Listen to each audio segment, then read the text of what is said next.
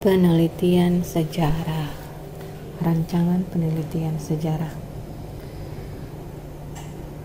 Penelitian sejarah ini adalah penelitian mengenai pengumpulan dan evaluasi data pada masa lalu.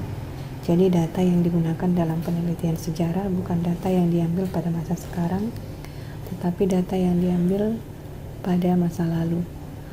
Dan data yang diambil dari masa lalu tersebut memberikan informasi pada masa sekarang, masa yang terjadi sekarang. Tujuan dari penelitian sejarah adalah berkaca dari masa lalu untuk mengantisipasi kejadian masa yang akan datang. Kenapa orang-orang melakukan penelitian sejarah? Alasannya diantaranya satu adalah ilmu pengetahuan itu selalu berasal dari masa lalu. Jadi yang ada sekarang ini adalah hasil dari pengetahuan masa lalu. Pola pikir masyarakat biasanya meniru masa lalu. Kita selalu biasanya berpatokan pada masa lalu, makanya selalu ada kata dahulu begini. Kemudian hal-hal yang terjadi pada masa lalu itu ada hubungannya dengan masa sekarang. Dengan demikian, itulah beberapa alasan menggunakan penelitian sejarah.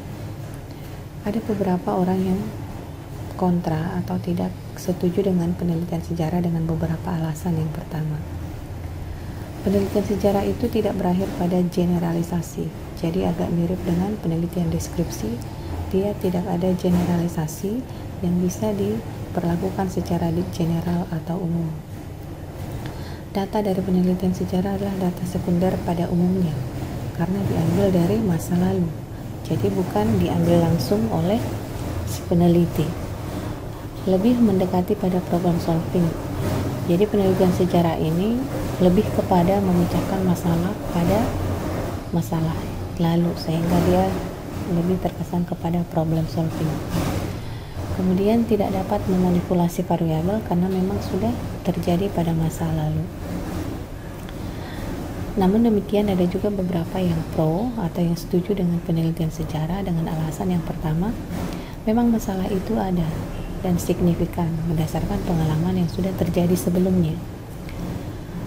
Dalam penelitian sejarah ada pengujian hipotesis. Berdasarkan pengalaman yang lalu, diadakan penelitian pada masa sekarang dan ada dugaan pada masa yang akan datang atau hipotesis. Memiliki manfaat yaitu untuk menyelesaikan masalah yang sudah terjadi pada masa lalu, sehingga penelitian tersebut bermanfaat pada masa yang akan datang. Jika tertarik melakukan penelitian sejarah, maka sumber data dari penelitian sejarah itu adalah ada dua. Yang pertama, sumber primer dan sumber sekunder. Sumber primer artinya diambil langsung atau dialami langsung oleh si peneliti. Sumber sekunder diambil atau diperoleh dari orang lain kecuali si peneliti tersebut. Istilah-istilah yang perlu dipahami dalam penelitian sejarah, yang pertama adalah ada istilah bukti sejarah. Bukti sejarah itu adalah berupa data yang sudah divalidasi dan sudah dinyatakan valid atau tepat. Kemudian ada kritik eksternal, artinya harus dipastikan bahwa data tersebut memiliki keaslian data. Kemudian kritik internal, artinya data tersebut akurat, ada nilai dokumennya ada, dan ada autentisitas peninggalan, artinya ada bukti yang menyatakan bahwasanya itu adalah autentik atau asli. Nanti jika melakukan penelitian sejarah, maka langkah-langkah yang harus dilakukan adalah harus ada masalah. Jadi setiap penelitian harus ada masalah. Dari masalah tersebut ditentukan tujuan penelitiannya apa. Setelah tujuan penelitian ditetapkan, maka dengan instrumen yang ada dilakukan pengumpulan data. Setelah data tersebut diperoleh, harus ada evaluasi terhadap data tersebut, evaluasi data kritik internal dan evaluasi data kritik eksternal yang sudah dipaparkan sebelumnya.